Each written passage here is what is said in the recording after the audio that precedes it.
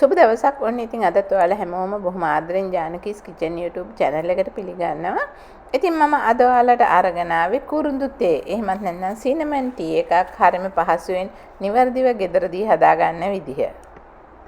ඉතින් මේ කුරුඳු තේ හදන්න කුරුඳු කුඩු අවශ්‍ය වෙනවා. ඉතින් කුරුඳු හොඳට කුඩු කරලා ඉවර වෙලා එකපාරක් නෙමෙයි 3 පාරක් 4 පාරක් විතර හලලා අරගන්න ඕනේ. එහෙම නැත්නම් ඔයාලට හොඳට හීනියට හලපු කුරුඳු කුඩු සුපර් මාකට් වල අරගන්න තියෙනවා. ඒ කුරුඳු කුඩු උනත් අරගන්න පුළුවන්.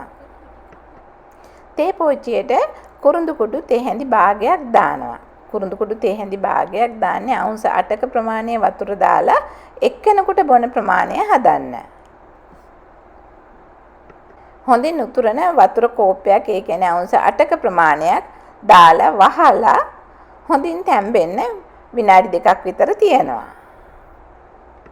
විනාඩි 2කට පස්සේ වීදුරුවකට හරි කෝප්පයකට හරි මග් එකකට හරි කුරුඳු තේ එක දානවා. තේ පොච්චියේම ස්ට්‍රේන් එකක් නැත්නම් ස්ට්‍රේන් එකකින් පෙරලා කප් එකකට වීදුරුවකට කුරුඳු තේ එක දාගන්න පුළුවන්. ඉතින් හොඳ කුරුඳු වල පොඩි පැණි රස ගතියක් තියෙන නිසා මේකට සීනි දාන්න අවශ්‍ය වෙන්නේ නැහැ. ඒත් මේක පැණි රස මදි කියලා හිතන කෙනෙක් ඉන්නවා නම් මී පැණි තේ හැඳි භාගයක් විතර දාගන්න පුළුවන්. ඉතින් මී පැණි දානවා නම් කුරුඳු තේ එක ටිකක් නිමෙන්න තියලා ඉවර වෙලා මී පැණි එකතු කරන්න. මී පැණි රස්නෙන් තියෙද්දි තේ එකට දාන්න එපා. ඔන්න ඉතින් දැන් ඔයාලට ශරීරේ බර අඩු කරන සීනි පාලනය කරන කුරුඳු තේ එකක් හරිම පහසුවෙන් මේ විදිහට ගෙදරදීම හදාගන්න පුළුවන්.